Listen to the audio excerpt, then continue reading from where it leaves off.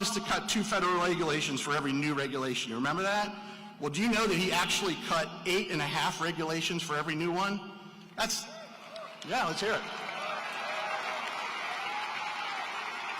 And the result of that is under Mr. Trump, we had low interest rates. We meant we could invest in our business and grow more and better jobs. We had low fuel costs. So what's the call? Well, the first words of the Constitution, folks, are we the people, not we the government.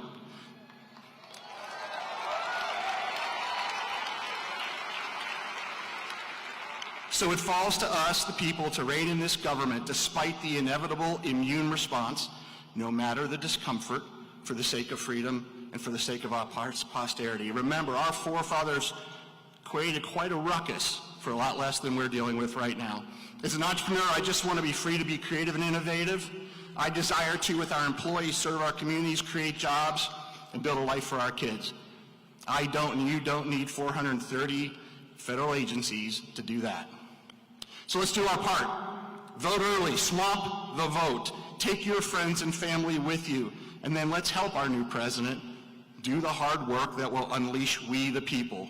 God bless you all. God bless Team Trump.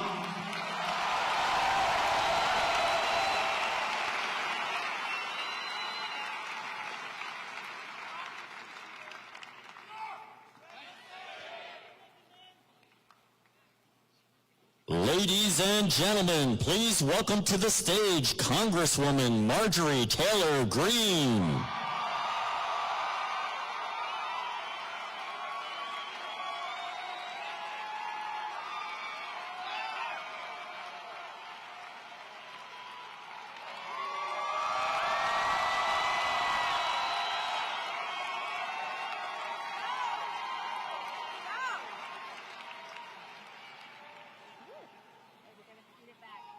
Here we go. Hi, everyone. Jesus is Lord, Christ is King. You're not at the wrong rally if you believe that. We will not kick you out if you believe in God. As a matter of fact, you're in the right place.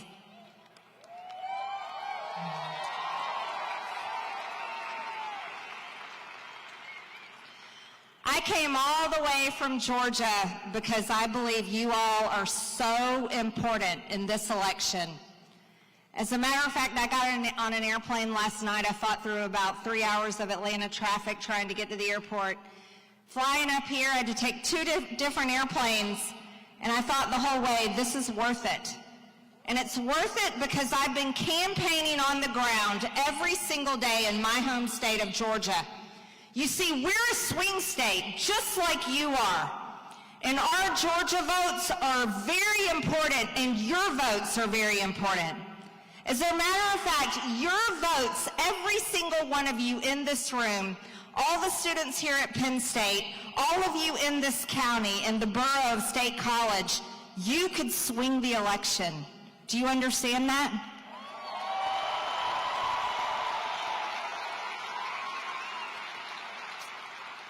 Now let's talk about why. For the past 12 years, 12 out of the past 16 years, Democrats have been in control of this country. If you're 20 years old and you're sitting in this room today, most of your life, Democrats have been controlling this country. But President Trump was president for 4 years. And I want you to know that on Election Day in 2020, gas prices in my hometown were $1.75. Can you imagine that? But let's talk about the past 16 years, 12 of those years. Let's do a little history lesson, everyone. The biggest sin Donald Trump ever committed was beating Hillary Clinton. You see, she was never supposed to lose. As a matter of fact, she was set up to win. She was so set up to win, they cheated the election from Bernie Sanders. Do you know that? Look it up. Bernie Sanders was a populist. He was so popular during that Democrat primary The actual Democrat machine was terrified. The DCCC was broke. They were bankrupt. They were down by millions and millions of dollars, and Hillary Clinton's campaign came in and loaned the DCCC millions of dollars and propped them up. Bernie Sanders never had a chance. You see, Democrats have been stealing elections for a long, long time. Long time. And you want to know something? They care about elections too, because when they think their elections are stolen, they say so. And that's what Hillary Clinton said in 2016. That's also what Stacey Abrams said when she lost Georgia twice.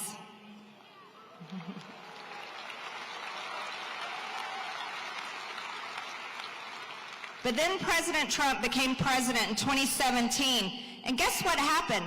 On his inauguration day, Democrats came out to the streets and they nearly burned down Washington, D.C. If you're a college student in this room, you might not even know that. Look it up. Those pictures are absolutely terrifying. They set Washington, D.C. on fire. Wait a minute. Isn't that called an insurrection or something like that?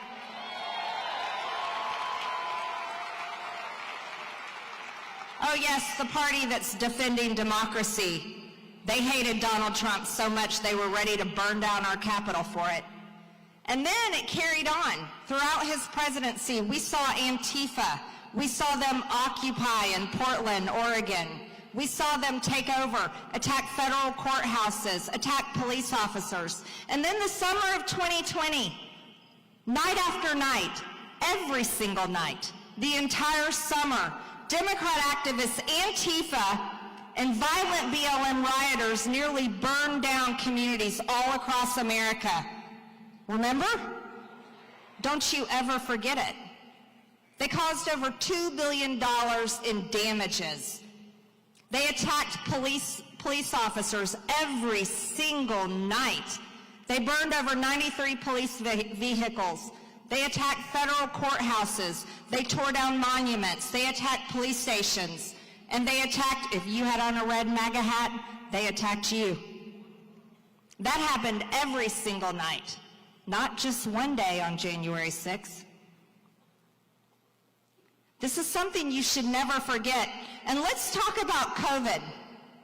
Never forget, and if you're a college student, your social life got completely destroyed. You lost your part-time job. Your school was shut down. Beaches were closed in this country. Parks were closed. Skate parks were closed. Playgrounds were closed. There were churches that were closed. And you lost your First Amendment right, free speech, if you complained about it on social media. That's right. And that happened under Democrat control. They shut down our country. Yes, it is communist. It was tyranny. And if you're a young person today, you lived through that. And Republicans, we would have never done that to you. Donald Trump would not have done that to you. And when it came to the COVID vaccine, many of you were forced to take it. But President Trump and Republicans, we believe in freedom. We believe in your right. We believe in your right to say no to vaccines. And you should always have that right. And we believe in your right to say no to wearing a mask. As a matter of fact, when I refused to wear a mask on the House floor, I was fined by Nancy Pelosi over $100,000. But I did it anyway. You see, if you're a young person in here today, you have to understand what we are voting for. Under President Trump, he ended the foreign wars. We had world peace. That was something truly incredible. But what we've had for the past 4 years is we are watching every single month we get closer and closer to World War III. And that's something that none of us want. Under President Trump, under the last 4 years, Kamala Harris has let in over 12 million illegal aliens. It's actually higher than that. There are over 2 million gotaways that were never stopped by Border Patrol, never stopped by ICE, and no one knows who they are, where they are, and what they're going to do in this country. That is America today under Kamala Harris.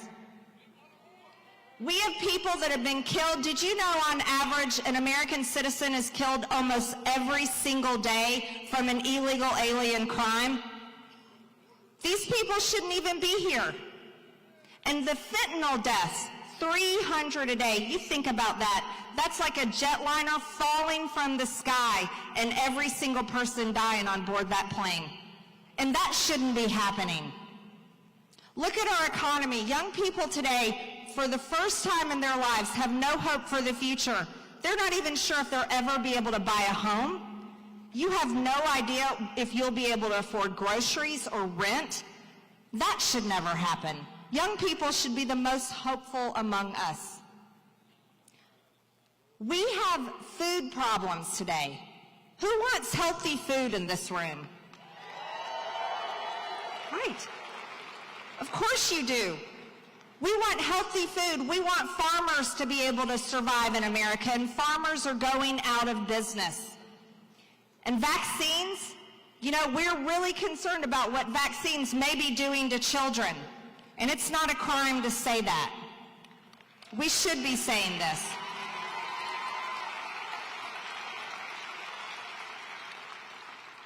But the real issue today is what the media has done and what the messaging has been against the American people. The reality is, it's not black versus white. It's not rich versus poor. It's not man versus woman. You know what it really has become? It's become the state versus you. And that's the most dangerous thing that could ever happen. We have an opportunity, you have an opportunity. Every single one of you in this room, here's what you can vote for. If you vote for Donald Trump, you will be going against the machine. You will be fighting against the system. You'll be doing what young people used to be so brave to do, but for some reason, young people have been brainwashed. Absolutely brainwashed. But young people today, you can actually save our future because it's your votes that can swing this election. And you'll be voting for a future that every single one of us want to have, a future of secured borders, where we actually protect all 50 states and stop the invasion into America. You can vote for a future where our tax system is fair for Americans. No tax on tips, no tax on overtimes, no tax on Social Security benefits for seniors. Yeah.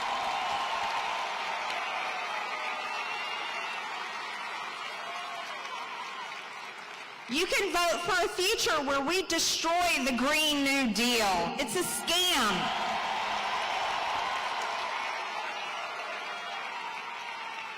And you can vote for a future where we end the foreign wars and your hard-earned money stops being sent overseas to murder people you've never met, to fight wars that we have no part of. And we keep your hard-earned money right here at home, because every single one of us know the federal government and Congress has spent far too much of your money, over $35 trillion in debt. How pathetic is that? It's pathetic. But your vote today, I'm telling you, you have a chance. And here's something that I can't fathom. I cannot fathom people sitting this one out. I cannot fathom if you're an American and you do not like the way that our country is going, you do not like the way the future looks ahead, I can't fathom you sitting it out. Look, we can't control the battlefield that we're fighting on. We can't control the rules on the playing field. Because I can tell you right now, if I could, we'd be voting with paper ballots, and every single person would have to show an ID.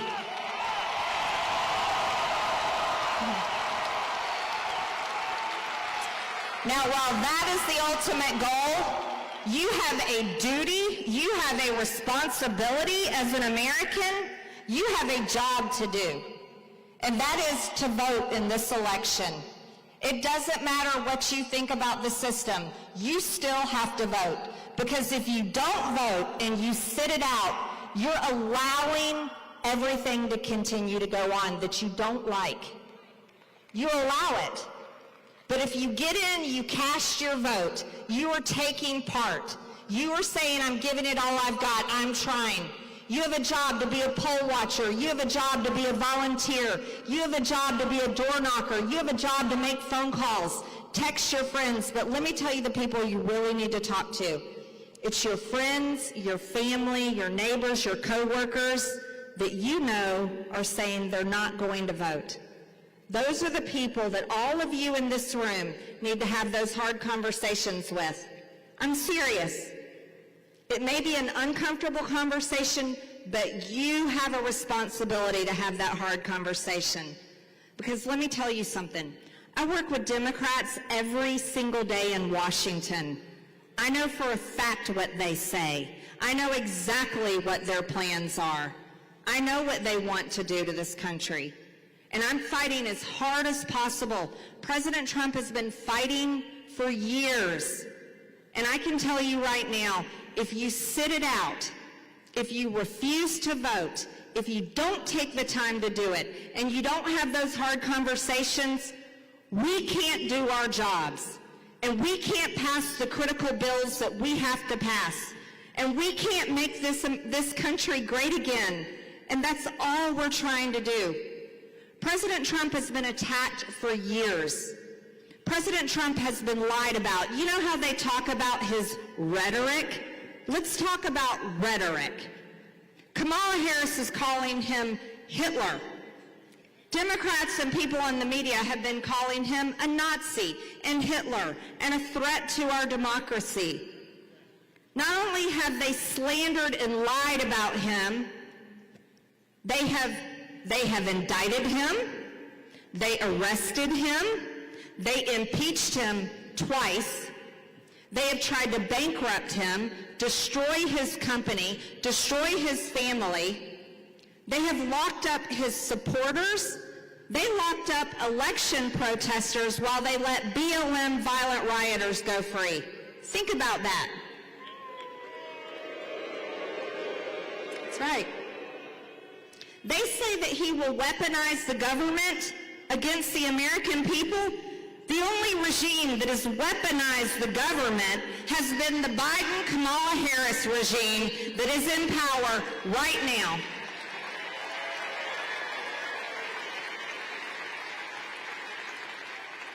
You talk about a true threat to democracy, those are the people in the White House. It's not Donald Trump. Donald Trump is a successful businessman. He's a father, a grandfather, and he's a friend to many. He's a great American that has spent his entire life helping people, and there are far too many stories for me to even tell you today of all the people he has helped. He is genuinely one of the nicest people I know, and I talk to him very often. Donald Trump doesn't have to do this. He doesn't have to, but he is doing it because he loves this country, and he sincerely cares about every single one of you.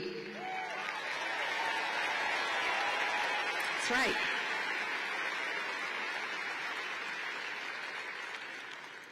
We have an opportunity, Pennsylvania. So my ask to you is, while we are fighting as hard as possible in Georgia, I'm asking you to fight as hard as you can in Pennsylvania. I'm asking you to get out there and vote.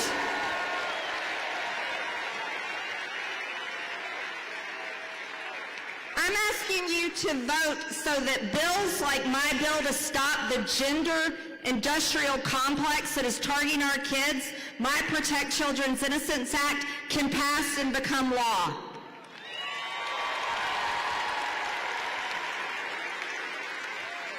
I'm asking you to vote so that parents have rights over their child's education and over the school boards.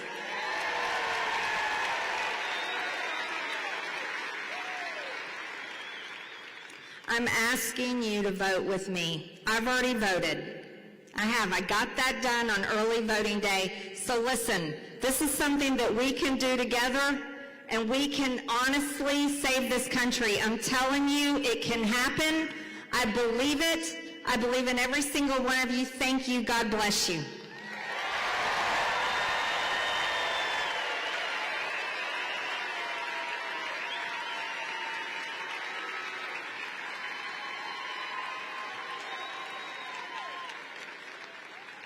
Ladies and gentlemen, please welcome to the stage Congressman John Joyce.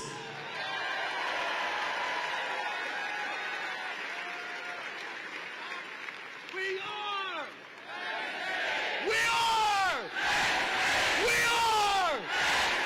Come on, we are students up!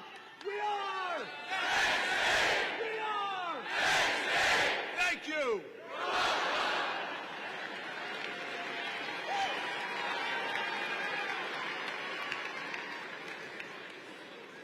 Wow, it's great to be back at Penn State. This is a Trump rally, and we are going to make it a Trump rally today.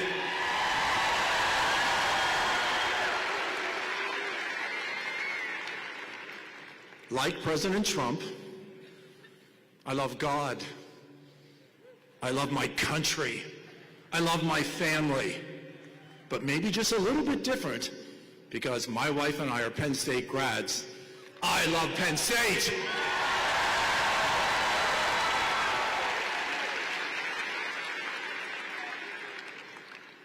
We all recognize what an important time this upcoming election will be. It is time that you roll up your sleeves and you get to work. So I have several asks for you today. I'm not going to sugarcoat anything. We know how important this election is. And although it sounds somewhat trite, it is the most important election of all of our lives. So I have asks, and I'm going to start with, we have until the 29th to go to your local election authority and cast your ballot. We are what we consider individuals who vote on a regular basis. We are folks who understand the importance of this election. So cast your ballot early, so those banked votes can be counted, so that President Trump starts in the lead. And you can do that. And my wife and I are doing that. And when you vote, display your American flag outside. Wave your flag. Put it up like it's the 4th of July, because it will once again be Independence Day.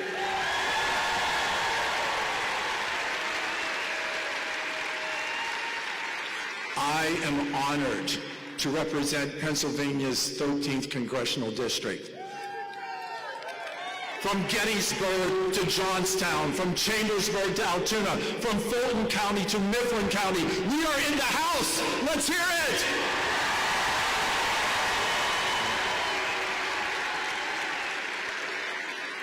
We know how we are going to vote, so cast that vote. Put the flag up. Let your friends, let your neighbors, let everyone know how important this election is. And then on election day, you don't have to stand in line.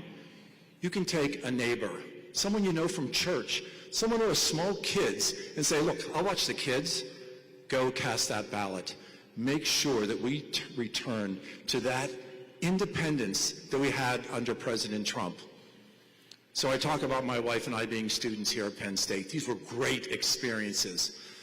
My wife and I would walk to the Forum, would walk to Eisenhower, and we knew this. And the students who are standing behind me continue to do that. But I don't think you had it as good as we did. We had the opportunity of the American dream. It was right in front of us. I worked hard at Penn State, but there were many doors opened for me because of the great education that I got here in Happy Valley. My wife was a waitress at the Nittany Lion Inn.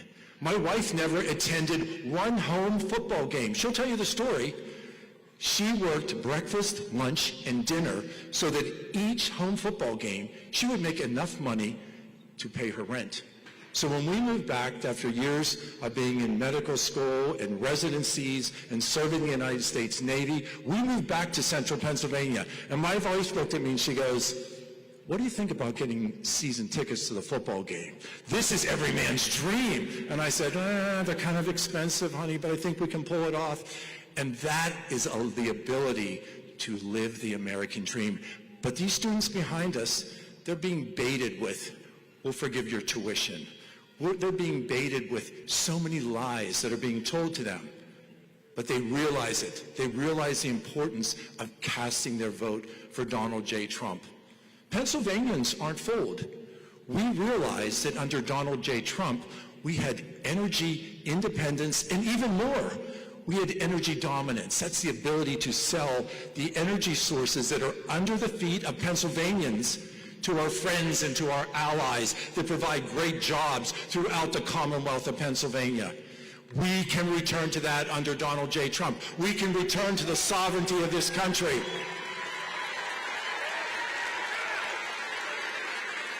So as I look out here and I see friends from the 13th Congressional District, I see patients of mine that I had served while I practiced medicine for 25 years.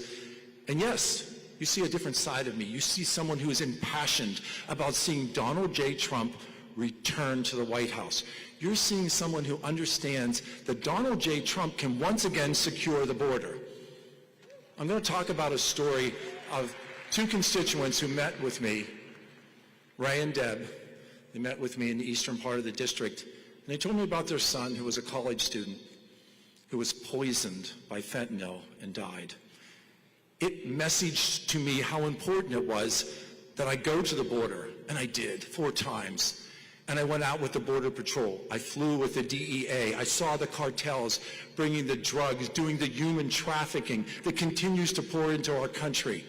And I recognized that Kamala Harris was failing in her job as being the czar of the border. She was turning her back on her responsibilities. But Donald J. Trump didn't do that. Donald J. Trump recognized that we needed to impose Remain in Mexico. Donald Trump recognized we needed to build that wall. We needed to secure the sovereignty of our country, and we need to do it again.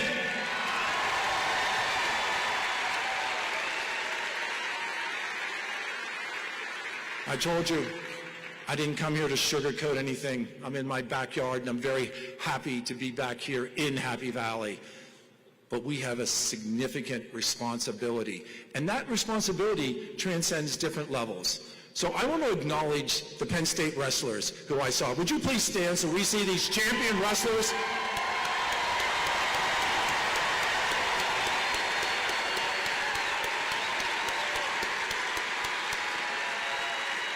Thank you, gentlemen. Thank you for being here. President Trump recognizes that men do not belong in women's sports.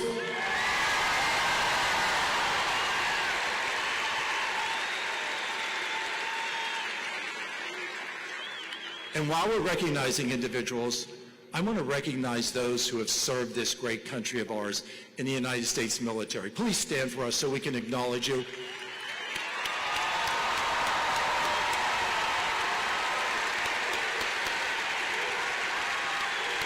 Thank you. Thank you. USA, USA, USA, USA, USA, USA. So I brought the wrestlers into the conversation for a specific reason.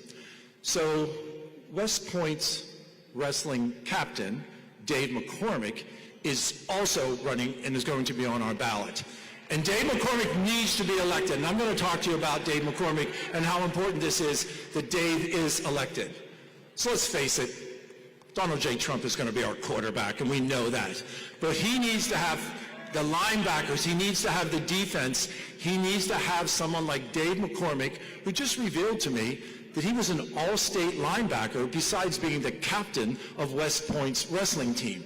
He was an athlete. He was active duty military. He served his country. And now he is stepping up to serve and support, to be that flank, to be that linebacker for President Donald J. Trump in the U.S. Senate. We need Dave McCormick. He needs your vote. I ask you to support Dave McCormick.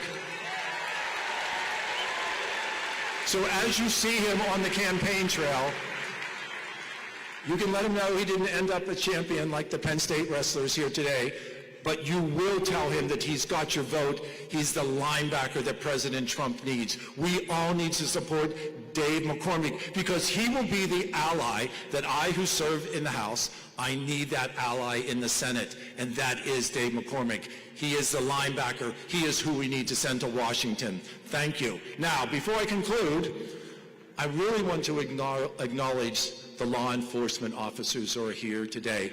Please stand for us.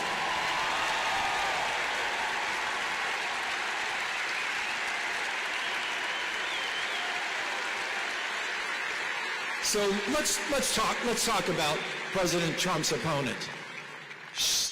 Kamala wants to defund the police.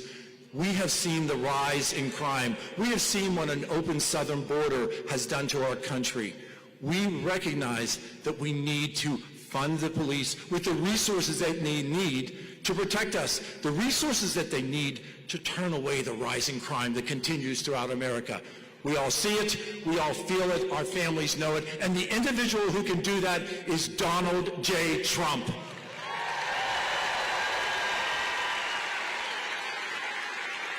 So together, Penn Staters, law enforcement, prior military, college athletes, we all stand together for Donald J. Trump. Thank each and every one of you. God bless you. God bless the great Commonwealth of Pennsylvania, and may God continue to bless these great United States of America. Thank you all. Thanks for being here today.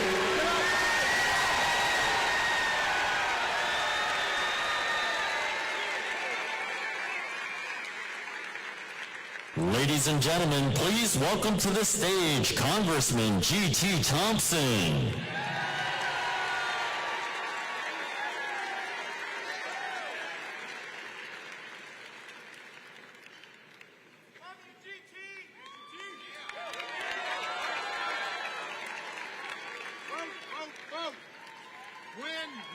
Win. Hello, Center County. It is great to be here, home to Penn State and the Nittany Nation. I'm sorry, we just can't say it often enough. We are.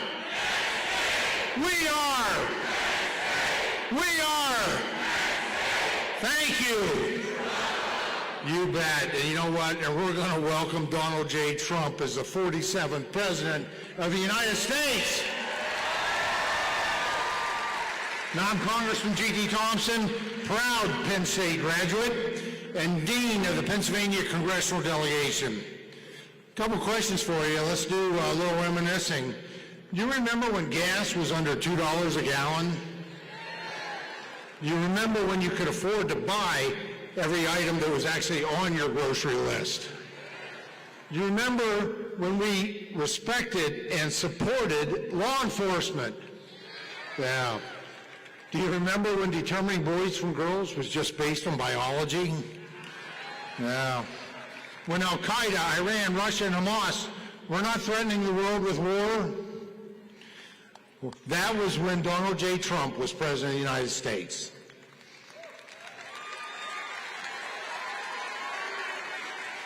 Now, America must be strong, and for that to happen, Pennsylvania has to be strong. And that's not going to happen as Kamala Harris gets another 4 years. We can't afford that. The best predictor of future performance is past performance. And Harris's record has been a disaster for Pennsylvania. It's time to turn the page and close the book on this nightmare.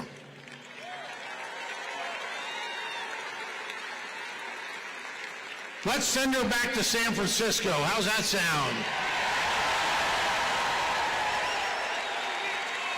Now, I've got another question for you, and I'm not sure these great students are going to know the answer to this one. It's a little dated, but how many do you recall Rice-A-Roni? A few remember. That's good. Well, I got to tell you, no offense to Rice-A-Roni, but Kamala Harris is no San Francisco treat. Since Harris took office, you have spent nearly $25,000 more thanks to camellia inflation. Now, this is a tax you can't afford. Now, I will tell you, the worst of politicians will tell you only what they think you want to hear in order to get elected. That's Kamala Harris and Tim Walz. Does anyone truly believe she now supports fracking for energy production? No, of course not. And she'll kill natural gas production. She'll do that and stop fracking by ending drilling permitting, by smothering energy production in unnecessary regulations, and taxing this God-given resource to death. We're blessed to be on one of the greatest land-grant universities in the United States of America, Penn State. I don't know if you know this, but today, harmful Harris-Biden education college financial assistance policy changes that they just made in the past year now make it almost impossible for children of farmers and small business owners to afford any college or university. They deserve better. She will kill the future of the Pennsylvania economy. She will ruin our future and those of our children, and we cannot afford to go back to these job-killing policies of harmful Harris. A vote for Harris is a vote to end opportunity. Now, President Trump has always stood with our Pennsylvania families. His policies have meant more money in your pockets and more Pennsylvania energy jobs. And a strong economy needs a strong workforce. In 2018, I was proud to stand in the Oval Office with President Trump. It's pretty cool for a kid that was from the town of Howard, Pennsylvania. There you go. Where we have about 600 people and one red light. And to be able to stand in that Oval Office with President Trump when he signed my legislation that modernized career and technical education and signed that into law. You know, working with President Trump was a tremendous honor and an opportunity to make a real difference in the lives of American citizens and the citizens here of the Commonwealth of Pennsylvania. And together, we restored rungs on the ladder of opportunity. President Trump knows that where you start in life should not limit your future. It's more important where you end up in life. And I was proud to also work with the President to expand telemedicine, providing greater access to higher quality and more affordable health care. You know, as the first Penn Stater ever and the first Pennsylvania member of Congress in 170 years to chair the U.S. House Agriculture Committee, I want to do a shout out and a thank you to all of our farmers who may be here today. Yeah.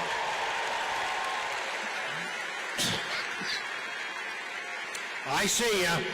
These are the folks that work so hard 7 days a week to provide us with food and fiber, building materials, energy resources. They give us economic security, they give us food security, and quite frankly, they give us national security because of what they do.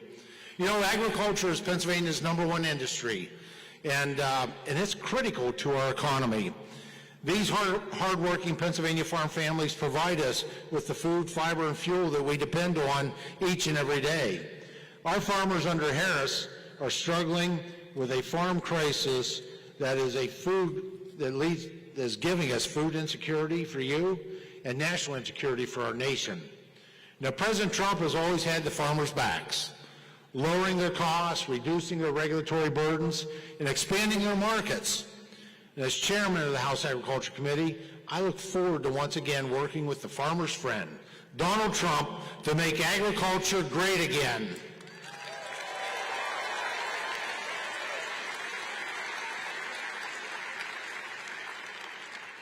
President Trump cares about your future.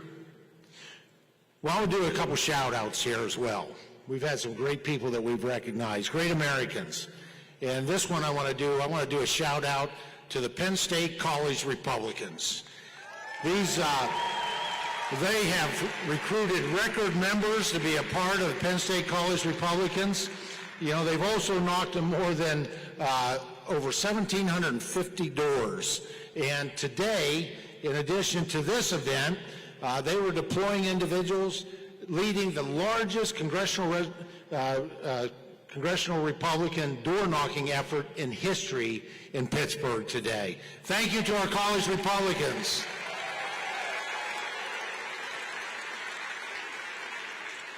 I also want to thank many of you, because many of you had a part of in this last thing, which just blows my mind. It's amazing. It's absolutely amazing.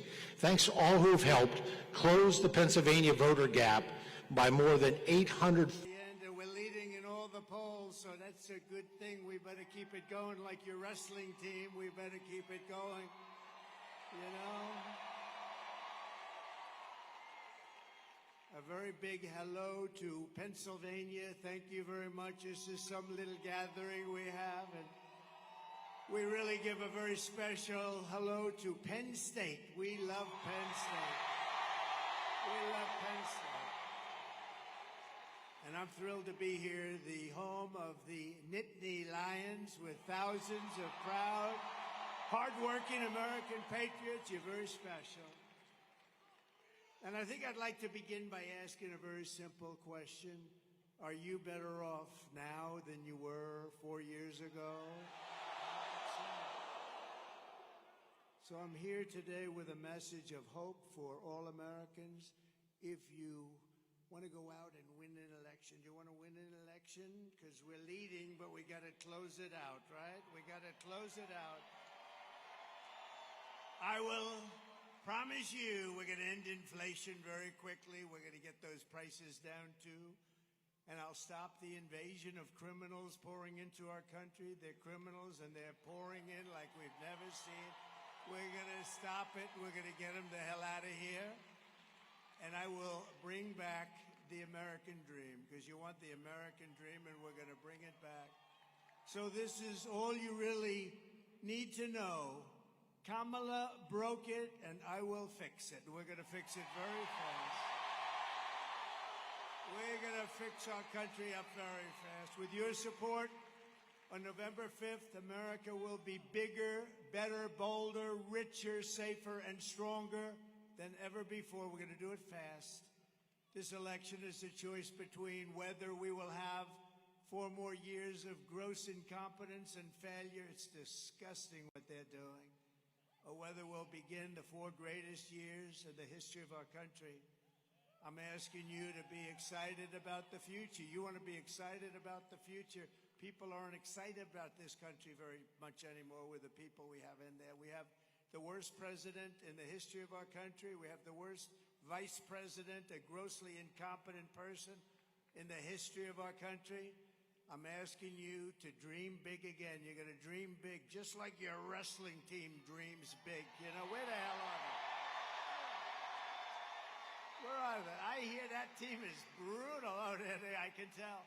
It's easy to tell. I could pick every one of them. Jim Jordan told me about you guys. You know, Jim Jordan, he told me about, look at him with the muscles all over the place. You better get ready, because I'm going to bring you up here in a little while. So you guys better get ready. You guys better get ready. Maybe I'll wrestle one of them or 2 of them. Huh? That would be an upset. No. I'm not going to play that game. Anyway, you get ready. We're bringing you up here in a little while, okay? So, you know, tone up those muscles a little bit. Congratulations, fellas. That's fantastic. Man. That's a fantastic record you have. This will be America's new golden age, and every problem facing us can be solved. But now the fate of our nation is in your hands, and it really is. It's a big thing. This is the biggest election in the history of our country, because our country really has gone bad. It's gone bad. It's so sad. When you look at the things we're doing, that we even have to say, like men playing in women's sports, I don't think so. I don't think so. No, but you think of it, so many things, all the transgender operations, all the coming into our country. They're letting criminals into our country by the millions. Pennsylvania, you have to stand up and you have to tell Kamala Harris that I can't even believe I'm saying the name Kamala. Nobody ever heard of her. I'm running against somebody. And you know, you can't use the name Harris if I say Harris. They say, who the hell is Harris? Did you see when she got stuck 2 weeks ago in the teleprompter? She couldn't get. It was 32 days. Now there's 9 days left, but it was 32 days, and she's reading, and the teleprompter broke. And that happens a lot. If you're going to be a politician, you better be able to get through it without a teleprompter, but you can't. And the sucker snapped back, damn it. It snapped back. And she was reading, right? She goes, and 32 days, 32 days, 32 days, 30. I said, oh, this is bad. And then, boom, it snapped back. Too bad. But Pennsylvania, you have to stand up and you have to tell Kamala that you've had enough. You're not going to take it anymore. You're the worst vice president. You destroyed San Francisco. You are horrible to the great state of California. You're just horrible. Kamala, you're fired. Get out of here, Kamala. Get the hell out of here. We've had enough of this crap. Could you imagine going through, we just went through 4 years with a guy that had no clue, and now we're supposed to go through another one, and she's worse than him. She's worse. The polls are open for early voting here in Pennsylvania. I went to school in Pennsylvania. We didn't have quite as good a wrestling team, I will admit. They were okay. I would say they would have lost most of them would be, I think every one of them pinned in the first minute or less. The best one would have lasted about a minute with these characters out here. But we had some smart people, I will say. We had some smart people, but we're setting all-time records right now in the voting. I don't know if you heard that, you know, the fake news. The fake news. Oh! Look at all of the fake news. That's a lot of... Whoa! That's a lot of fake news. That's a lot of fake news.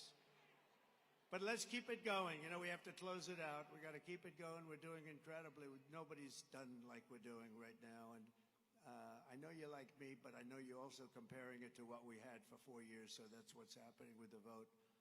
And I think we're going to keep it going, and we're going to have a real landslide type election, and that's what we have to have. But everybody has to go out and vote. Just out of curiosity, who has already voted? Okay, that's good. Because with that number, and then we're about to go and do the real thing, right? Who is going to vote? That's great. That's great. Well, thanks for the early voters, but the Republicans tend to vote late. They like Tuesdays, and that's fine. Just get out and vote. Everybody promise you're going to vote, right? Promise? Okay. If you're a student here at Penn State, and it really is, it's a great place. I've known it for a long time. I know so many people that have graduated and done so well here. You can vote in person. You can vote by mail. Then get your friends, call your parents, call your grandparents, your cousins, call anybody. A woman named Jane, I know her very well. She said to her husband, he's a big slob of a guy, big fat slob. And she said to him, Harold, get the hell out of that sofa. Get out right now, Harold. We're getting out. We're going to vote for the president, but I'm watching the game. Get your ass out of the sofa. And he got up and he voted. He feels good about himself now. Then he sat back down and he watched the game. But get everyone you know to swamp the vote. We want to swamp them. We want to make it too big to rig. Because, you know, bad things happen with these guys. We got to make it too big. The one thing you do, you make it too big, they can't do a thing. So let's get out. Everybody has to get out. And we want to have a big margin. We want to have a big, fat, beautiful margin. With your help, 10 days from now, we're going to win Pennsylvania. We're going to defeat Kamala Harris. And we're going to make America great again.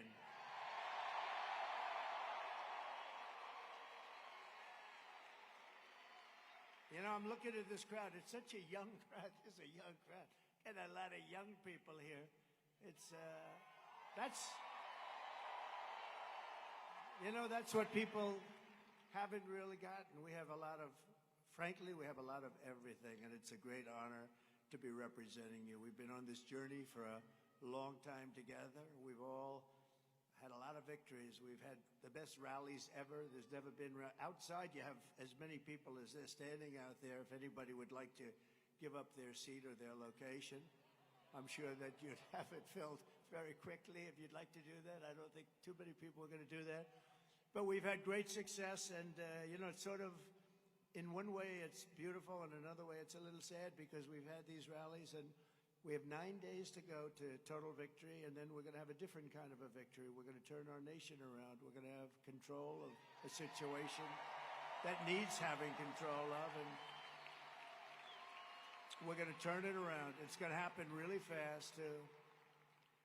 Two things. We're going to, first hour, we can do many things in the first, but first, we're going to drill, baby, drill.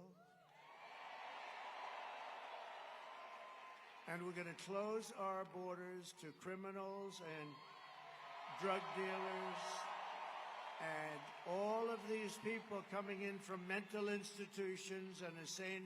We're going to have those borders closed. They asked me, what would you do? I listed about 6 things. They asked her, what would you do different? Did you see her answer?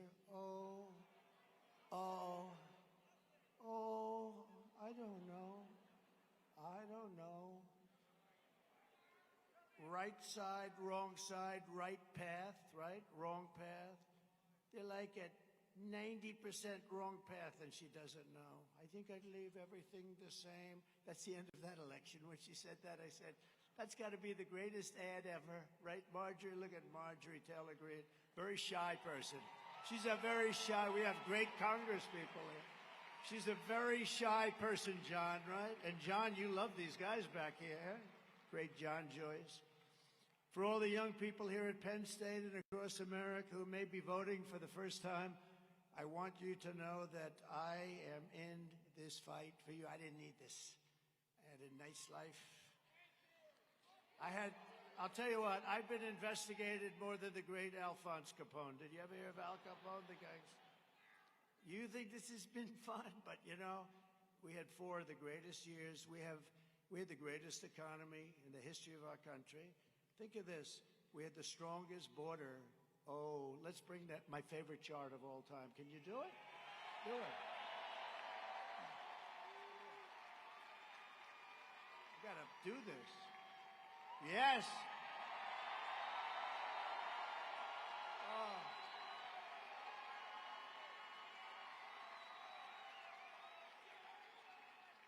Without that chart, I wouldn't be here. I turned around and said, bring down the chart. I turned it down, I wouldn't be here, I guess, probably. But see the arrow at the bottom? That's the lowest in history. This was done by the Border Patrol. And that was my last day in office. And then these incompetent people took over. What they've done to our country, it's not believable. Look at what happened. It's all illegal immigration, criminals pouring into our country at levels that we've never seen before, drugs pouring into our country 10 times more than we had seen ever. The country is just, it's in free fall. We're a nation in decline, and we're going to turn it around. We're going to turn it around fast. But even beyond that, even if it didn't show those great numbers, I love that chart. I sleep with it every night. I hold it. I kiss it. Okay, we love you, darling. Thank you. Put it away. But it's true. You take a look at those numbers. It's just incredible. That was the single lowest time. And then they came in, and all they had to do was leave it. We had remain in Mexico. How about that? Do you think that was easy to get? And we paid nothing. All I did is say, if you don't let us have it, we're going to tariff every product you have at 25%. They said, we'd love you to have very bad people remain in Mexico, gang members. This was in Tijuana. That was a dangerous place. Hundreds of thousands of people say, this little town, Tijuana, it was probably the fastest growing town in the world because of me. Remain in Mexico. And we had a great system, and we were doing it, and everything was good. We had a terrible result. We did better in 2020 than we did in 2016. Millions of more votes, but it was COVID, and a lot of bad things happened, a lot of bad things. And so I said, do I go to the beach or stay at one of my very beautiful, I have the greatest resorts in the world. I could have been extremely happy. I could have had those beautiful waves smack me in the face. I could have had the beautiful suntan. This white skin could have been tan and beautiful. But if I had it to do, again, I would have done the exact same thing because I want to be with you right here at Penn State, and we want to make our country great again. We're going to make America great again. It's true. That's true. You know, we did so well the second time, but then I sat back and I watched, and I thought, you know, we did a good job. We did a great job as president, rebuilt our military, got the biggest tax cuts ever. We had the biggest regulation cuts, which actually were probably even more meaningful than the tax cuts. We had the best job numbers. We had the best. It was great. We rebuilt our military. And I sat back and I assumed that these people would do okay or good. They were so bad. I watched. I couldn't believe it. And I said, I got to do it again. I got to do it again. Because we had the country at a point. In fact, I was going to have a theme, not Make America Great. It was Keep America Great.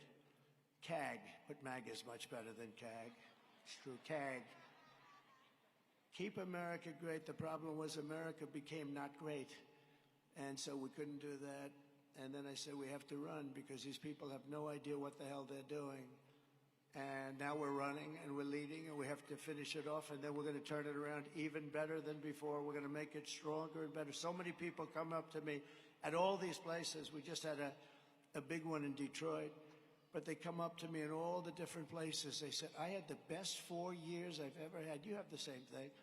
And now it's tough, sir. It's really tough. And we're going to get it back. You're going to have even better than before. We're going to bring businesses in, bring jobs in. It's all coming back. You watch. It's come back fast. But the reason I've gone through all of these battles and endured all of the abuse, I have certainly have, you know, in history, Andrew Jackson was considered the president who was really probably hit the hardest, and then Abraham Lincoln. But in all fairness, he had a little civil war going, right? But now I think I hit the top of that list. But we're going to do something that's going to be amazing. We're going to turn this country around so fast. We have to do it, and we're going to do it. We want to make it so that when your children come into prominence, they're going to take over something that they can be so proud of. They're going to inherit the America that they deserve and that you deserve them to have. Kamala Harris is an incompetent person who, in all fairness, got no votes. Sleepy Joe Biden had 14 million votes. Then he went to sleep. We had a debate. He didn't do well in the debate. That's all right.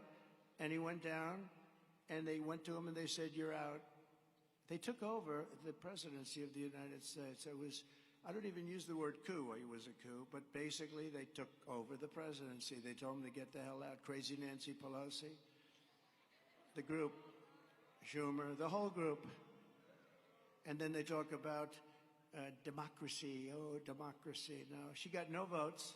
He got 14 million. All of a sudden, I'm running against her. But this is sort of like I have a great friend, Dana White, UFC. Probably some of these guys will be there. But this is like they have a fight, and the fight is not doing well. And they say, get him out of there. Let's replace him with another fighter. I got to take two people. But the second one, I think it is, in her own way, might be easier than the first. I'll let you know on November 5th.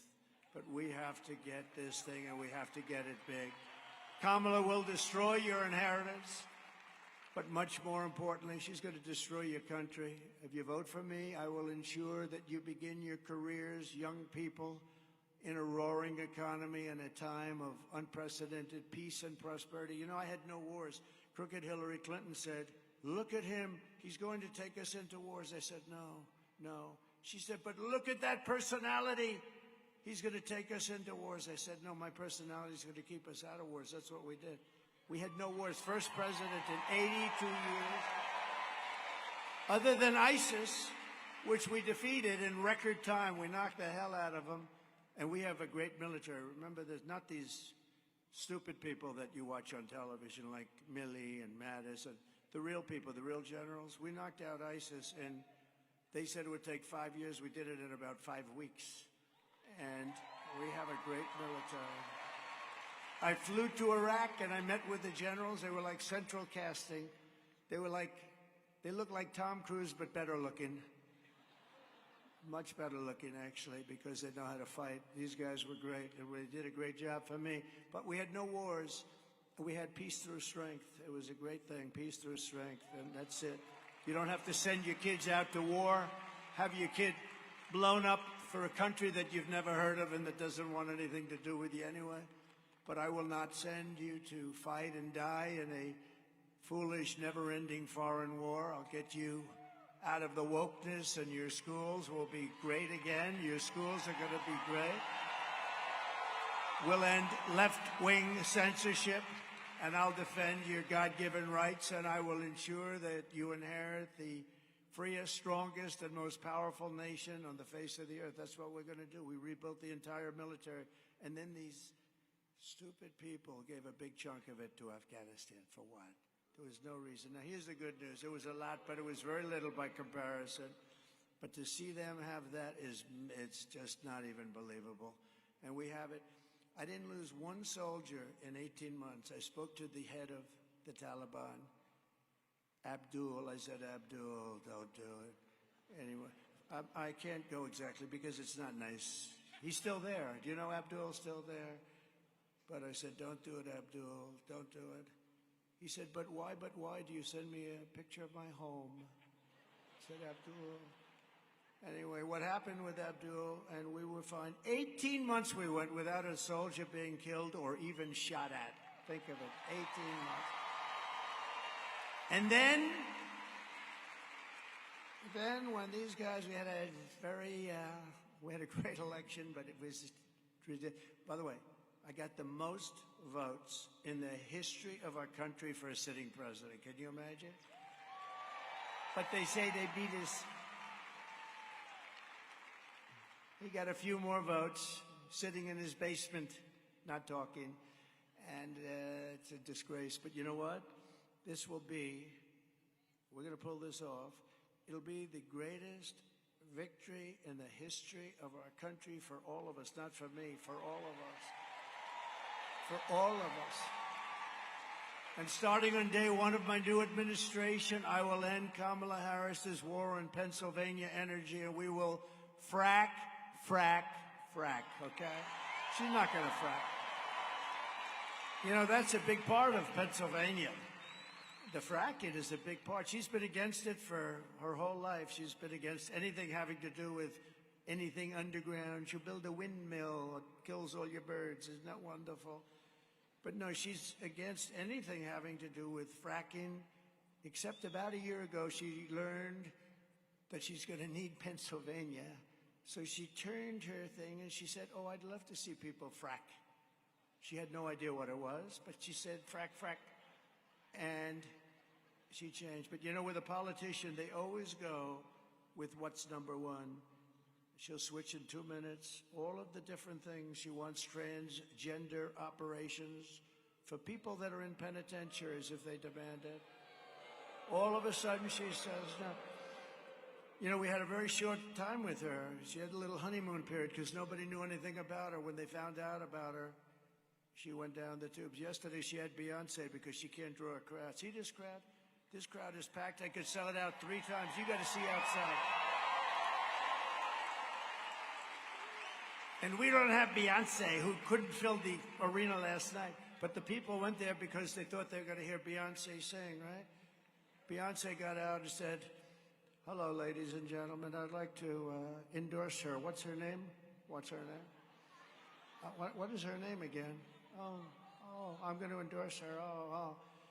They just don't get it. So what happened is the crowd came because they thought she was going to sing. Then she turned around, she left, and Kamala started speaking, and it was a disaster. They all left, everybody left. We don't need anybody because we are here. Let me be nice. We're here for policy reasons. Oh, policy. We're here for common sense. So the truth is, we're really the party of common sense when you get right down to it, right? Common sense.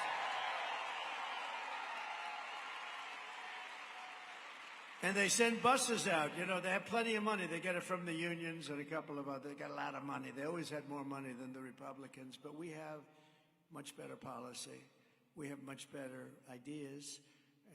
they cheat much better. That's one thing I'll say. They cheat. Nobody cheats like that. Nobody cheats like that. But I'll tell you what, this is going to be the greatest victory in the history of our country. It's going to be an exciting night on November 5th. Kamala has said repeatedly that she wants to ban fracking. She was going to do it. You know, that's 500,000 Commonwealth of Pennsylvania jobs. By the way, never, ever call it a state. I had a friend, a poor guy. He was a friend of one of the congressmen right there, GT. He was our friend of our congressman. He got up and he started talking about the state of Pennsylvania. He was dead. That was the end, right? He was dead. He died. He was dying up here. He didn't know what he was doing wrong. We were trying to send him a message. It's got to be called the Commonwealth, right? It's, well, Biden called it the state, right? But, you know, how about Biden when he go to Florida? It's great to be in New Hampshire. It's great. That's when we knew that that wasn't going to work out too well. Kamala's crushing your energy industry with her vicious natural gas export ban currently going on. You don't know about that. And with her Green New scam, Kamala Harris is closing down your power plants. Just take a look. And this is on fracking. 500,000 Pennsylvania jobs. Take a look. Kamala Harris pushed the far-left Green New Deal. That means huge new taxes, increased utility bills, and banning gas cars. That's why I am committed to passing a Green New Deal and finally putting an end to fracking once and for all. Mama Kamala just don't give a frack. Kamala's fracking ban would kill jobs and raise gas prices. Kamala doesn't give a frack about you. Only President Trump will bring back Trump's strong economy. I'm Donald J. Trump, and I approve this message.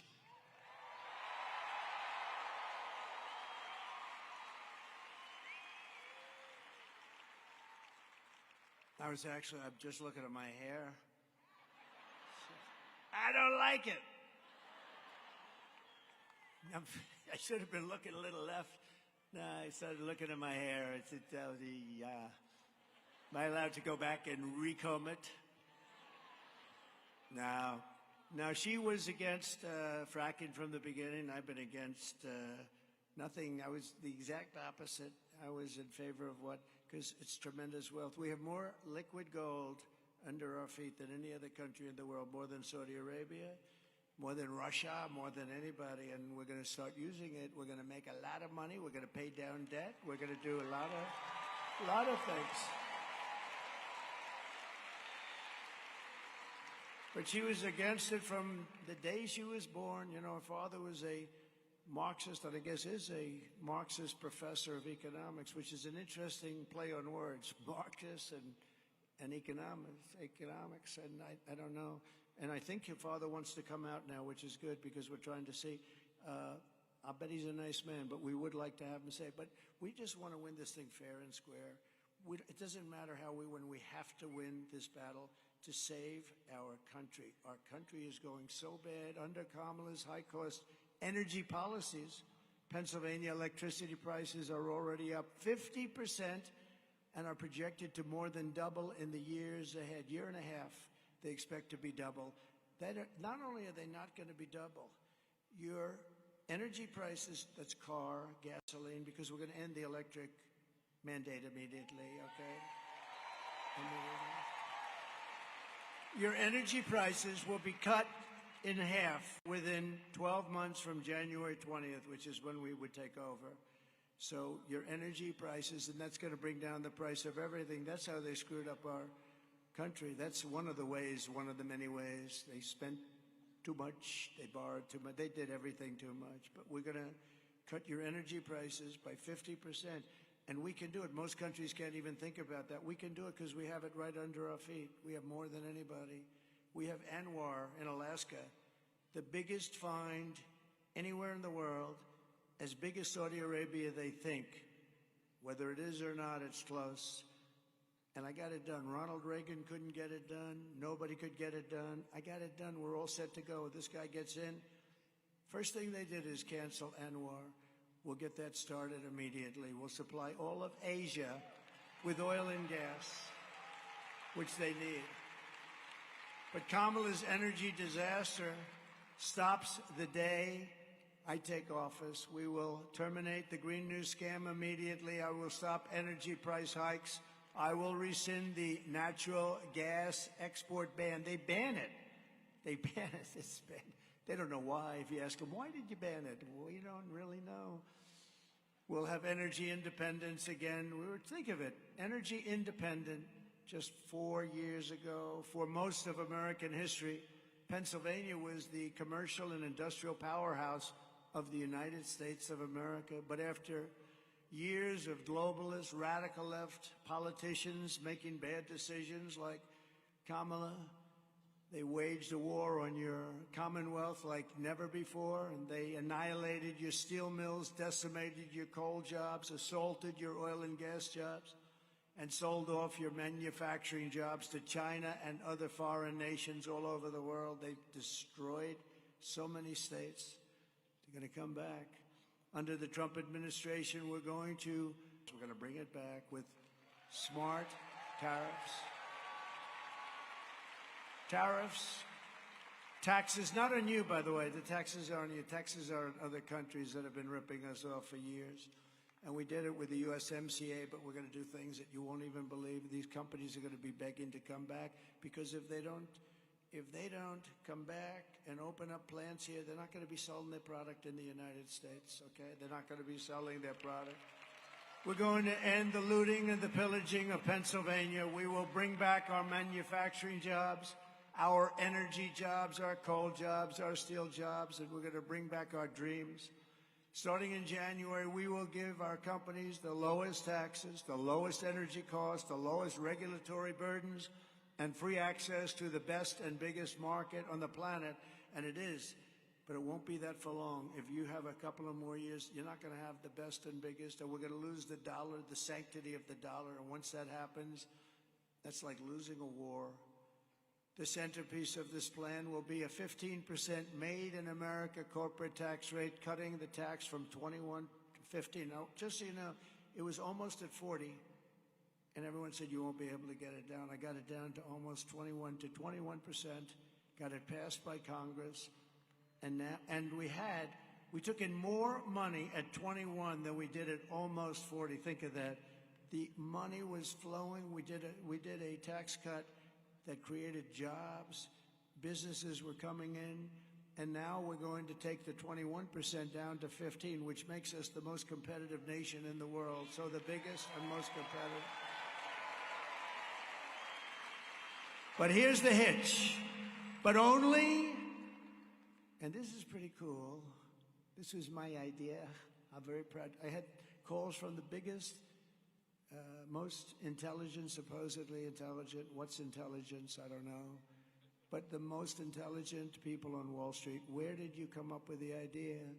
Because I'm saying you're only getting the low tax rate, and it's only going to be for those who make their product here in the USA and hire American workers for the job. So they go down from 21 to 15, but they have to make their product here, right here, like in Pennsylvania. And if these companies don't make their products here, then they will pay a stiff tariff when they sell their products and send their products into the United States. For the privilege of competing with our workers, we don't want that, and our cherished and now protected companies. We're going to protect those companies that have made the investment and companies that are here that will leave. And I did you a big favor, because you do a lot of auto parts especially. So you probably heard that in Mexico that China was going to build among the largest auto plants in the world. They were going to knock out cars left and right, destroy Michigan, destroy Detroit. I just left Detroit. They were very happy. So about a year ago I found out, but I have a friend, he builds the plants. He's the biggest in the world at building the plants. I said, I want to see an auto plant. You got to show me one. I said, where would we go? He said, Mexico. I said, I don't want to go to Mexico. I want to see one here. He said, we don't make them here. We make them in Mexico. We make them in China. He said, what's that all about? He said, that's the way it is. We don't make them. I said, so I can't see one here. I don't want to go to Mexico. But they were going to build the biggest plant in the world in Mexico. When I heard this, I said, wow. And then I leave Detroit, and, you know, they're taking out, they lost 38% of their automobile business since they became Since they took over, 38% of the automobile business is gone. This is after decades of just losing to other countries. So I did you all a favor. I said, that big, beautiful plant that they're going to make, billions of dollars, it's going to make thousands and thousands of cars virtually a day. It's the biggest, it would be bigger, almost bigger than all of Michigan automobile manufacturing in just a couple of plants. I said, I'm going to put a tariff on every single car that's made in Mexico, owned by China, and it's going to be so high that it won't work. And I don't give a damn. It's not going to work. And I'll make it 100%, and if that doesn't do it, I'll raise it up to 200%. They're not going to have one car come into our country. And I saw that man when I was 2 weeks ago in Detroit in the Economic Club making a speech. Beautiful people, beautiful everything, beautiful room. Everything was perfect. And I look out in the audience and I see the man that builds the plants. I said, I got to see that guy. So I say, John, how are you doing with that big plant in Mexico? He said, sir, it's been terminated. It's been dropped. They think you're going to become president, and they're going to lose their shirt because you're going to put tariffs on. So I did you a favor. I did you a favor. Because they won't be able to sell any cars because we were going to put the tariff so high that it wouldn't work. And other countries do that to us. But we have the best. We could do it better because we have the pot of gold, and we're going to keep the pot of gold. So that was a great thing. Say, thank you, Pennsylvania. But Detroit, I'll tell you, they are so happy because I was going to wipe out Michigan. I was going to wipe out. That's why the auto workers in Michigan love Trump. And you know what? I won the Teamster vote. How about that? The Teamsters like Trump. They all like Trump. The firemen like Trump. And law enforcement, we've got every law enforcement group virtually in the entire country. She hasn't got one. She doesn't have one cop on a corner that didn't like somebody. She has nobody because she's horrible on crime. She's horrible on everything. We will also pass the Trump Reciprocal Trade Act. If China or any other country charges us a 100 or 200% tax, then we will charge them a 100 or 200% tax in return. It's called an eye for an eye. And you know what's going to happen? They're not going to charge us any more tax. That's going to happen. Or they'll move their companies into the United States, and we're going to be their workers. That's the way it goes. And then they won't have the tax to pay. It's very simple. If Kamala, do you think she thinks about this? She has no idea what the hell I'm even talking about. She's probably sitting there. She thinks she's going to raise taxes on companies by 40, 50%. That would mean you all lose their jobs, and they'll just go to another country. Because, you know, a lot of these executives, they're international executives. A lot of them don't even live here. They don't even come from here. They don't care. They go where the best deal is. When I get it down to 15%, and then we have everything else going for us, nobody can compete. They're going to be pouring into our country. But they'll leave our country if you raise their taxes to a certain... They'll leave. They don't give a damn. They couldn't care less. If Kamala gets 4 more years, she'll obliterate our economy, kill millions of jobs, destroy your family finances, and many people will die because they're going to be coming across the border at levels that are 5 times greater than even now. You'll have 200 million people coming in, not 21 million. 21 million people came in 3.5 years. There's never been a border in history with a number like that. But you'll have 200 million. You won't even have a country anymore. Kamala's inflation nightmare has already cost the typical family over $30,000 in higher prices, and now she wants to raise the typical family's taxes by $3,000 a year. Congratulations. This is the only person I've ever seen campaign on I will raise your taxes. All my life I watched politicians. We will cut your taxes. She said, we'll raise your taxes. There's something wrong with this whole deal, I tell you. This country's gone crazy. The taxing queen, they call her, is also demanding a shocking 33% tax hike on all domestic production. Take a look. Joe Biden and I are about to get rid of that tax bill. Calling for a full repeal of President Trump's tax cuts. If Kamala Harris was elected president, there are many different tax policies which could cripple the economy. But the first thing she wants to do is allow these Trump tax cuts to expire. Even the New York Times admits that 85% of the middle class got a tax cut. Americans will face a hike.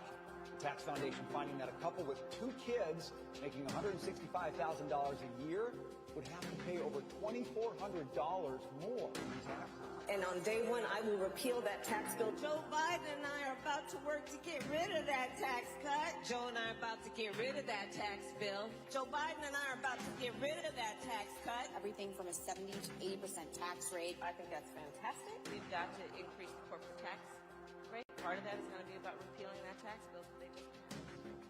And also looking at estate taxes are going to have to go up. We will tax capital gains, but we're going to have to raise corporate taxes. Taxing unrealized gains just doesn't seem fair in any sense of the word. When the value of your home goes up, you pay higher taxes even if you don't sell your home. Your value of your home never moves the way the stock moves to say, we're going to tax what you don't have. That's a sell point, and it's a big deal. Is that something you think she firmly believes in?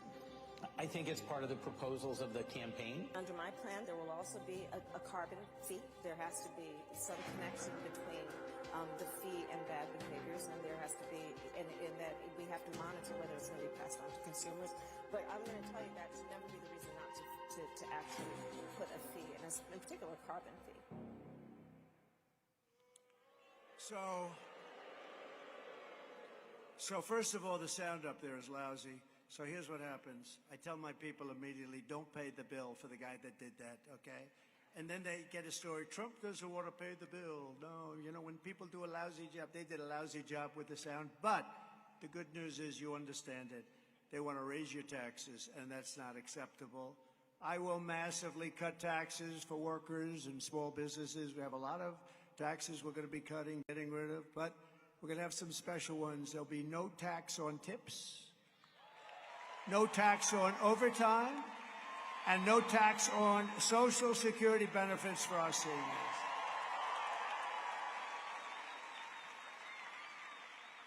And I'll also make interest on car loans. This is one that nobody thought of. We're going to make interest because we want to build cars, right? So this is like getting a cut in price, a huge cut.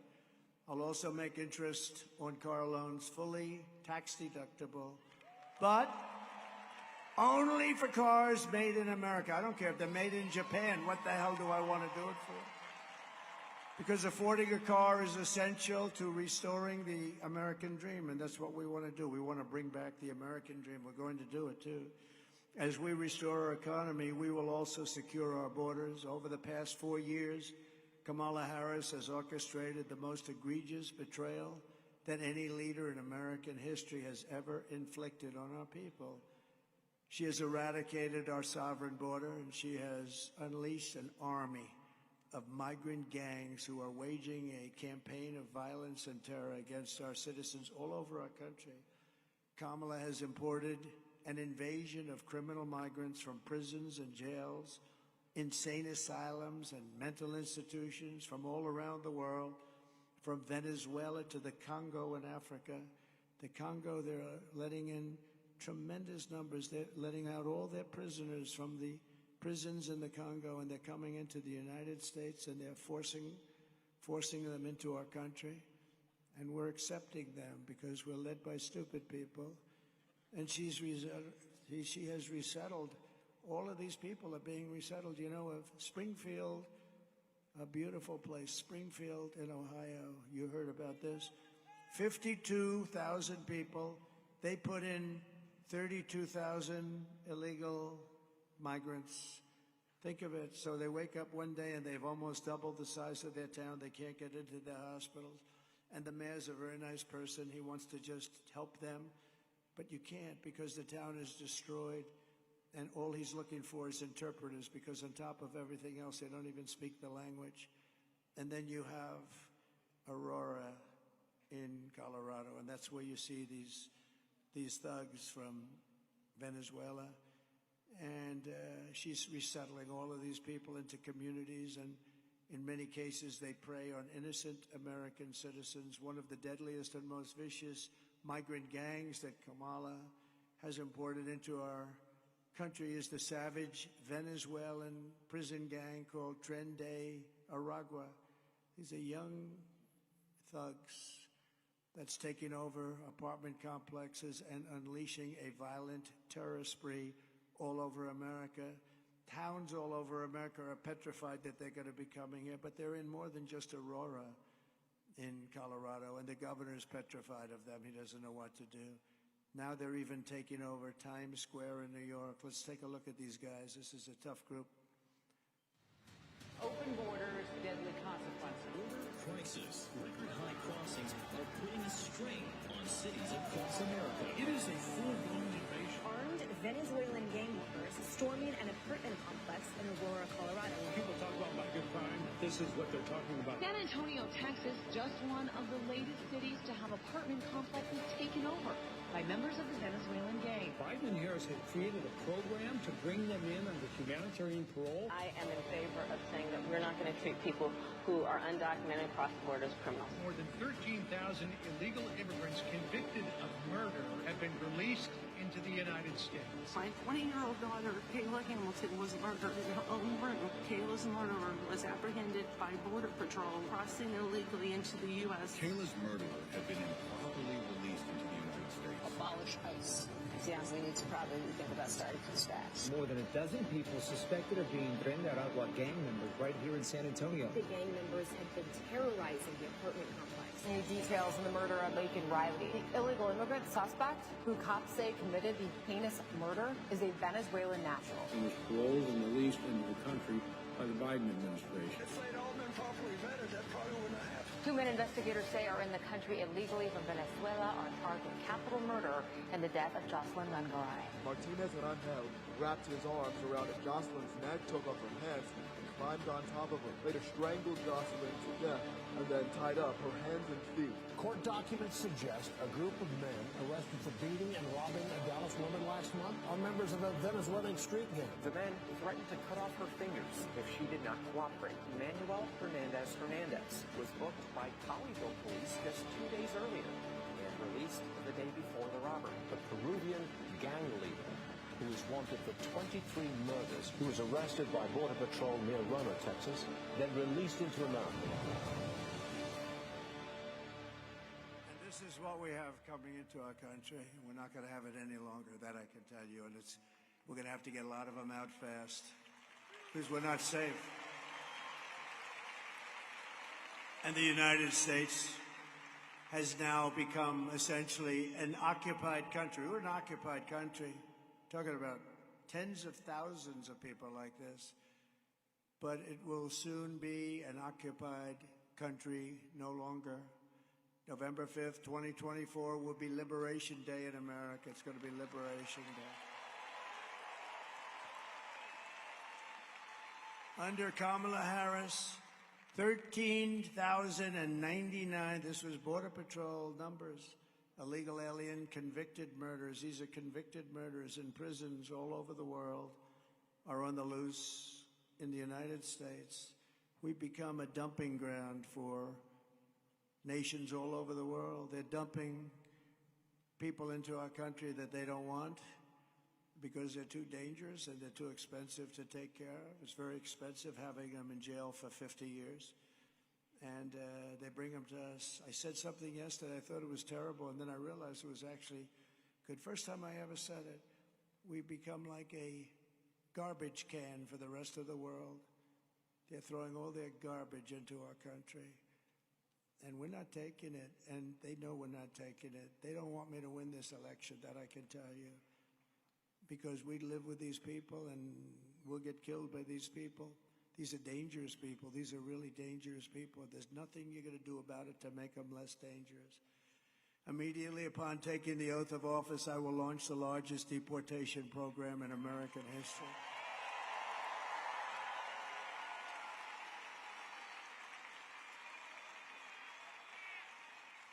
And I will rescue every town across America that's been invaded and conquered. They've been conquered. These towns have been conquered. And we will put these vicious and bloodthirsty criminals in jail, or we'll kick them the hell out of our country and fast. And to expedite removals of Tren de Aragua and other savage groups and gangs like MS-13, one of the most violent gangs in the world. In Long Island, for whatever reason, they go to Long Island. 2 young girls, 16 years old, were walking to school, and they were captured by these animals, and they don't use guns because they're not painful enough.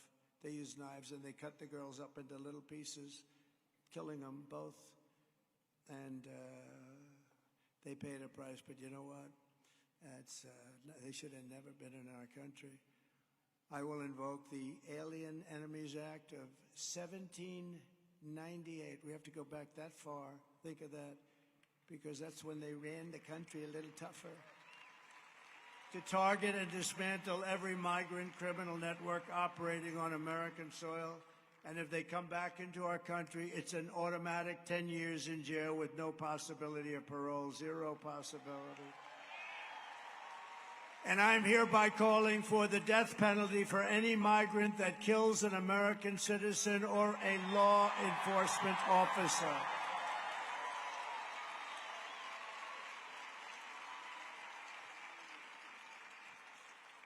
I will end catch and release. I will end all migrant flights. They fly them in here by the hundreds of thousands. They fly right over the borders. It's not even believable. I will outlaw sanctuary cities, and I will ban all welfare and federal benefits for illegals, and then they won't come. They won't come.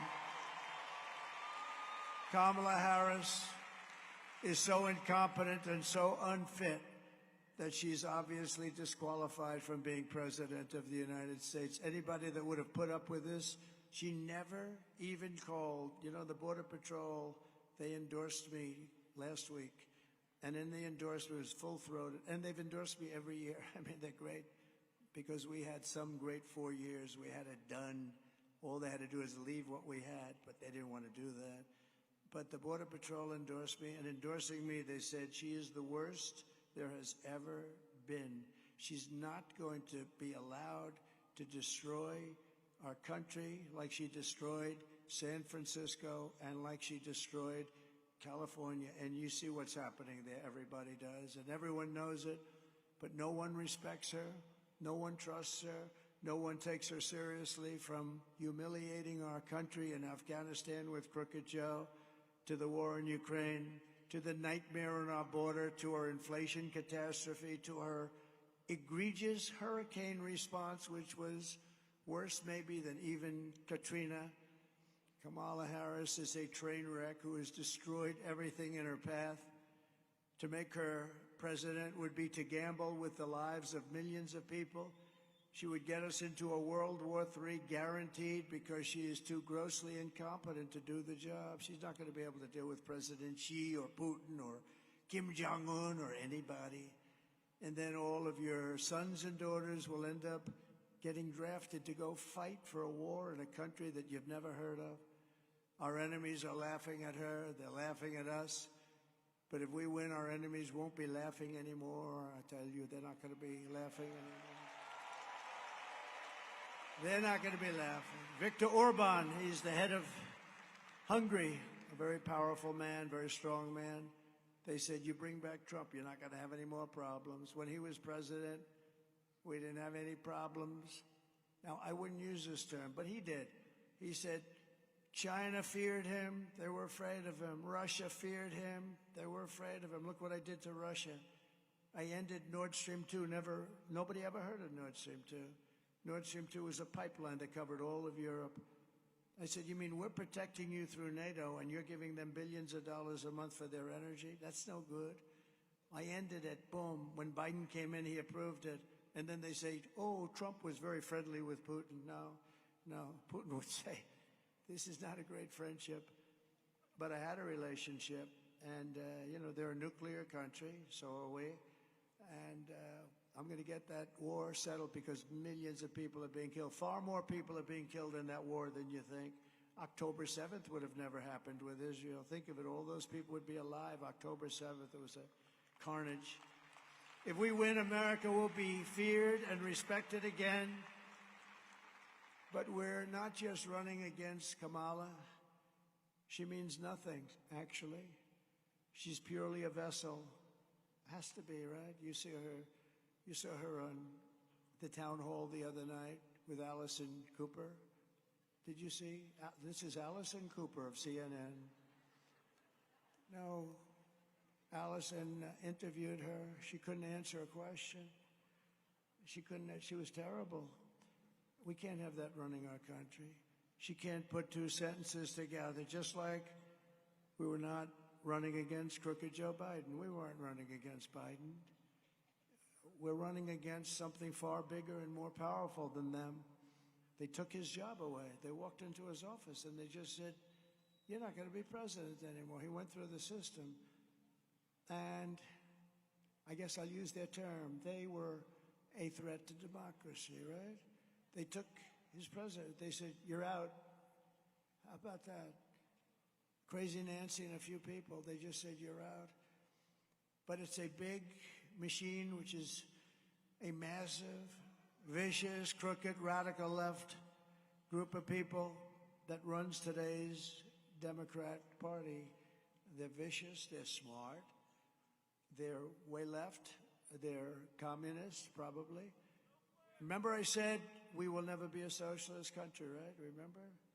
Because I like to say I was right about everything. I was right. We skipped socialism. We went down to communism. Remember?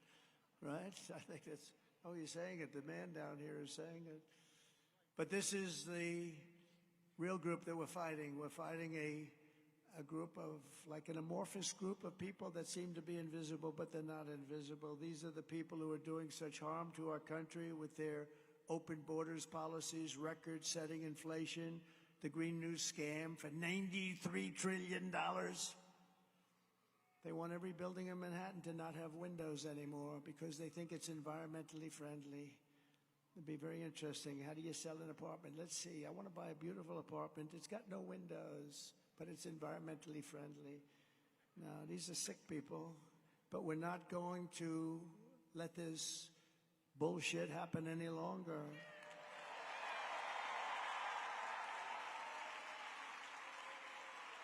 We're going to have the biggest victory in the history of our country on November 5th, and we are going to make America great again, and we're going to do it fast. On top of it all, Kamala says she would do nothing differently from Joe Biden. She said it. No, I would do nothing differently. You know, we lost 325,000 children. Do you know that? Think of it. You never hear it from the fake news. They don't talk about it. They don't talk about the Afghanistan travesty. We lost 325,000 children. They're either dead, probably never be found again, sex slaves or slaves. And they were brought into our country through her open border. 325,000. That's big stadiums filled up many, many times. Take a look at this, please. Would you have done something differently than President Biden during the past 4 years?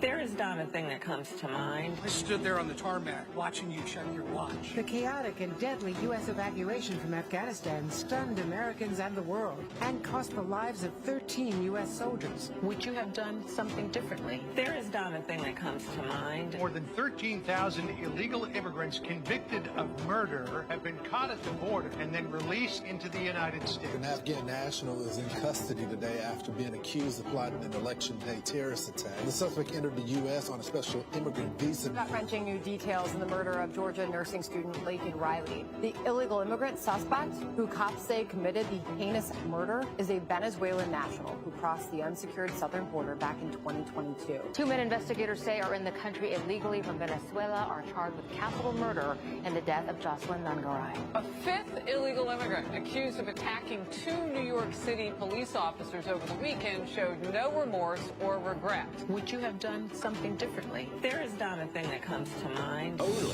18% say the economy is in excellent or good condition. U.S. inflation has hit a new 40-year high, increasing by 9.1% over the financial year. Authorities saying Train Day Aragua, which has been linked with more than 100 criminal investigations here in the U.S., has now been found operating its criminal enterprise in apartment complexes. Were you the last person in the room? Yes. So you get the picture.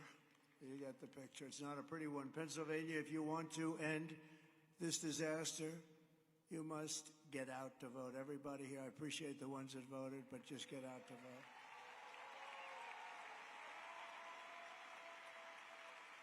And you can start by also voting for David McCormick. He's a great gentleman. He's a great gentleman. I told him to go and make another speech. He's making a speech. I said, I will represent you. This guy's a winner. He was a wrestler, too. He wasn't as good as these guys, but who is? Not too many people, I don't think. But he was a wrestler. He was very successful in business, in school. He was top of the line. He was the top of everything. And he's running against a guy that doesn't do a damn thing. He's been there forever. And David McCormick is really fantastic. We're also pleased to be joined today by Congressman Glenn G.T. Thompson, who's a winner, a champion. He's a champion. Thank you very much, Glenn. Thank you. Great job you do. And another one, another great patriot. He loves the Commonwealth. He loves the country. Congressman John Joyce. Thank you, John. Thank you, man. And a woman very respected in Washington and everywhere she goes, frankly. She's on the strong side. I want to say strong. She's a strong person, got a strong personality, but isn't that a good thing? We need some of that. But she's a very, very special person, and she's really a very good person, too. Marjorie Taylor Greene. Marjorie Taylor Greene. And we have some special people, because I really respect winners. So do you. We like to have a couple of them leading our country. Wouldn't that be nice?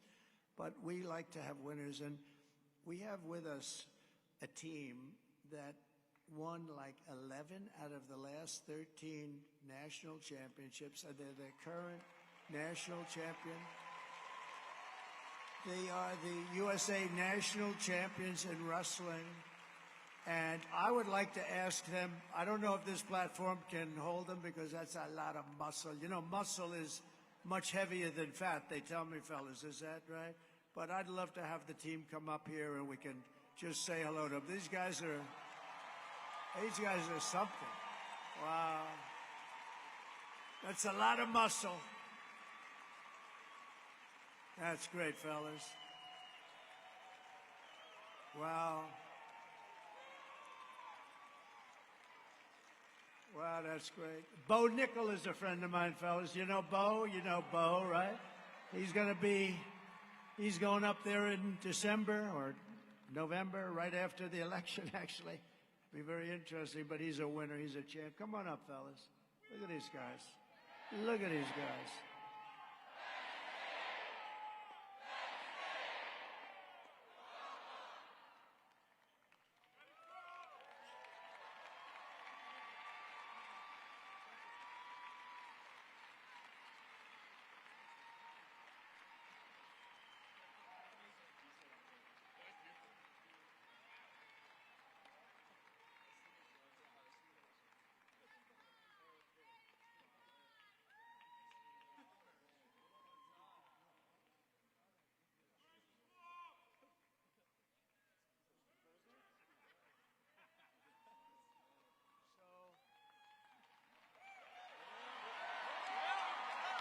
So,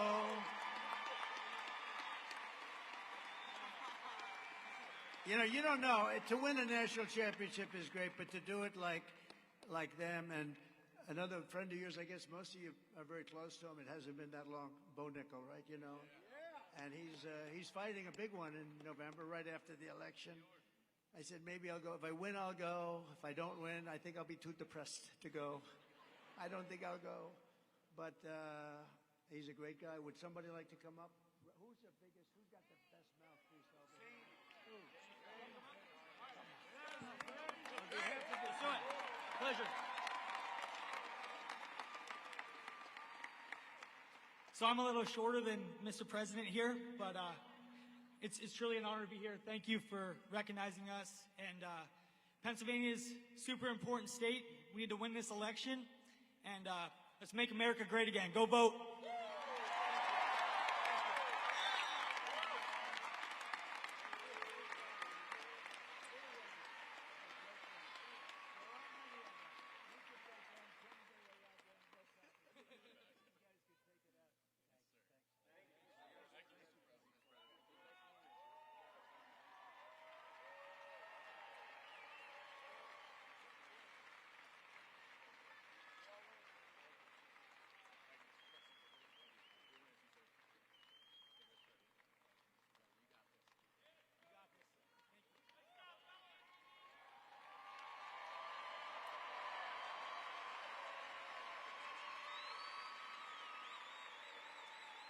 It's an incredible achievement, really.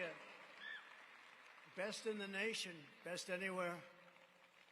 I was just thinking maybe they could take over the gang. They could knock the hell out of those guys. They're the only guys in the room that could do that, I can tell you. What a great job, fellas. What an achievement that is. To be a national champion many times over and with all the competition, a lot of competition in that sport too, so it's a great honor to have them here. But here are the facts on Kamala. Hard to believe we have to go from them to this one here, Kamala. But she's a radical left Marxist, rated even worse than crooked Bernie Sanders or Pocahontas. You know who Pocahontas is? She destroyed our economy. She was an original creator of the defund the police movement, which means that anybody who wants to defund the police, even for a day, should never be worthy of being president of the United States because the concept is so bad. Kamala Harris vowed to abolish ICE. ICE are very tough people. Even they would respect ICE, but they're tough and they get the bad ones out. They took out thousands of MS-13 gang members. They're very tough cookies, but they love our country, and they've done a job. She wants to defund them. She wants to get them out. As California Attorney General, she redefined child sex trafficking, assault with a deadly weapon, and rape of an unconscious person as a nonviolent crime. She pledged to confiscate your guns. She wants to confiscate your guns. Would anybody like to willingly give up their gun to Kamala? Well, she'll do it because that's for her whole life. Now, she just changed that a little while ago because it wasn't working too well with her election. She's a radical left person. Look, she's a radical left lunatic, and that's what you have. And now you know her. She went through the honeymoon period, and now you know she changed 15 different policies on her, like transgender. Oh, no, I'm so not. No, her whole life she wanted that. She thinks operations are wonderful. To transition a man to a woman is a wonderful thing, and without parental consent yet. This is a wonderful thing. Now, if she believed that even for a day, you don't want to have her because it's in there somewhere deep inside, right? She endorsed a total ban on handgun ownership. She even called for free sex changes for illegal aliens that are held in detention at taxpayer expense. And as you know, did you see the little skit that turned out to be a monster when I went to McDonald's a few days ago?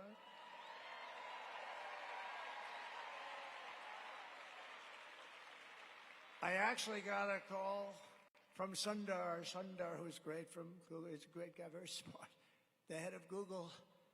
And he said, sir, I just want to tell you, what you did with McDonald's was one of the single biggest events we've ever had at Google.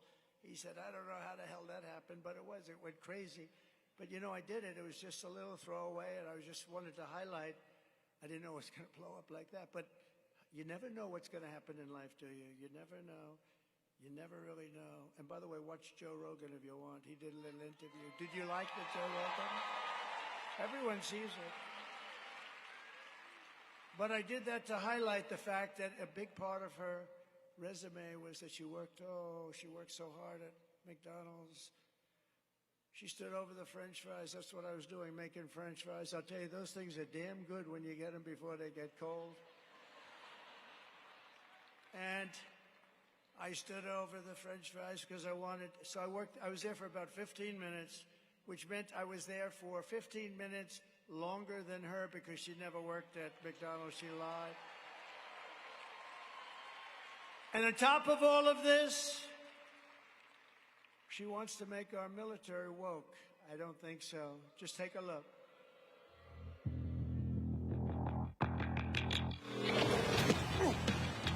You little scumbag! I got your name! I got your ass! You will not laugh! You will not cry! You will learn by the numbers! Happy Pride. Happy Pride Month, and actually, let's declare it a summer of pride. So you're a killer! Sir, yes, sir! Let me see your war face! Sir, you got a war face? Ah! That's a war face! Now let me see your war face! Ah! Bullshit! You didn't convince me! Let me see your real war face! Ah!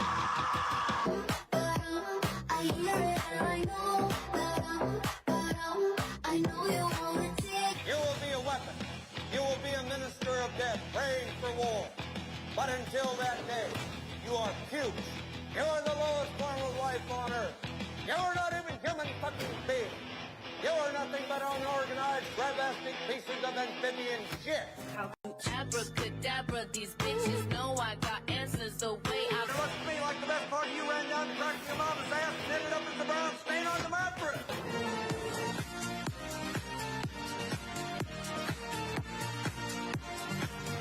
I love working for Uncle Sam. I love working for Uncle Sam. Let me know just who I am. Let me know just who I am.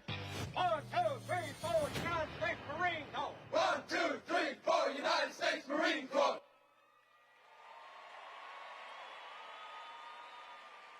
So we won 2 world wars. And let me tell you, we're not woke. These guys are woke. A couple of the stupid people we have at the top, guys like Milley, General Milley and Mattis, so these guys are lightweights, but we have the real deal. We defeated ISIS, knocked out the ISIS caliphate in its totality. The fact that we were even thinking about anybody, everybody was peaceful with us because they know how good our military is. You could put them in a woke cage for 2 years and they'd come out fighting. We're not woke and they never would be woke. Just a few people on the top, and they don't really matter much anymore.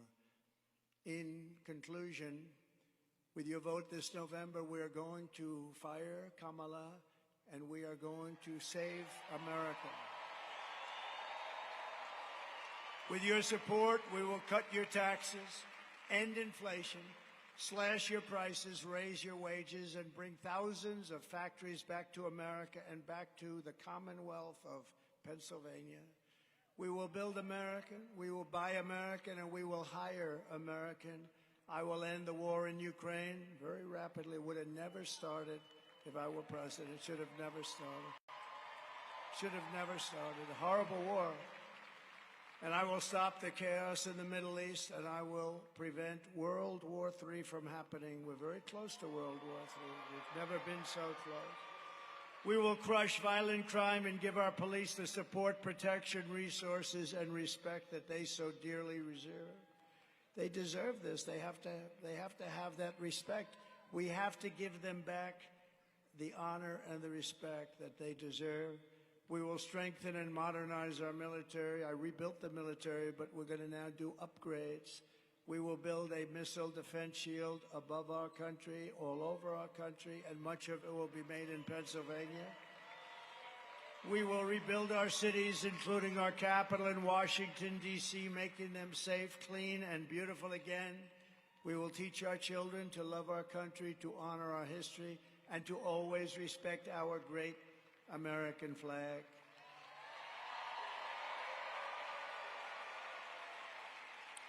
And I'm going to put in legislation immediately upon getting to Washington that makes it an absolute penalty to burn our American flag 1 year in prison, 1 year. If you want to burn our American flag, you go to prison for 1 year. And I looked at what happened 2 months ago in Washington, D.C. with the horrible scene. They were burning flags all over the place and spraying spray paint on beautiful limestone, but that's my business, you know, real estate. I looked, limestone sucks in the paint. You'll see that limestone, you'll see that paint 100 years from now. They were spray painting the beautiful lions at the main entrance to a magnificent building. No. But you burn our flags 1 year in prison. They say it's unconstitutional, but I can't believe that. We will get critical race theory and transgender insanity the hell out of our schools and immediately. And we will keep men out of women's sports. I will defend religious liberty, I will restore free speech, and I will defend the right to keep and bear arms. That's your Second Amendment. After years of building up foreign nations, defending foreign borders, and protecting foreign lands, we are finally going to build up our country, defend our borders, and protect our citizens, maybe for a change, right? And we will stop illegal immigration once and for all. It will be ended. You can come into our country, but you have to come in legally. We will not be invaded. We will not be occupied. We will not be overrun. We will not be conquered.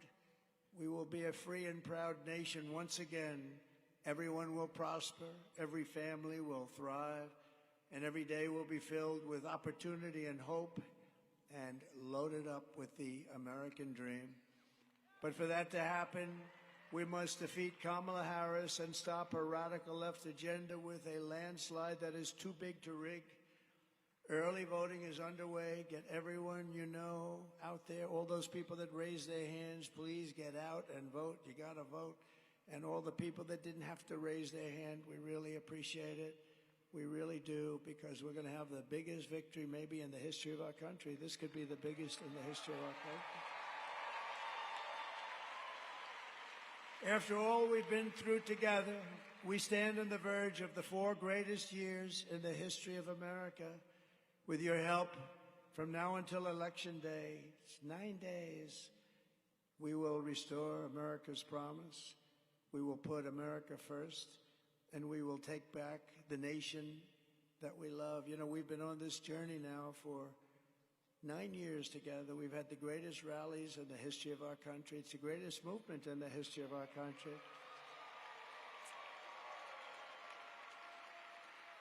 And it's now coming to an end, as we know it. It's coming to an end. In one way, it's sad. In another way, it's beautiful. I think it's going to come to a very successful end, and then a new period begins, and that's the next 4 years, where we're going to make our country so incredible, and we're going to do it so fast. But there'll never be rallies like this. There'll never be. In 4 years, there'll be somebody come in and they'll call for a rally, and they'll have 200 or 300 people. There's never been anything like this, not in history. And it's a great tribute to you and the love that you have for this country, and I will never forget it. I will never forget it. But now we have to finish it off. We have to finish it off with a big victory on November 5th, the biggest. I believe it'll be the biggest political event in the history of our country. That's how big it's going to be.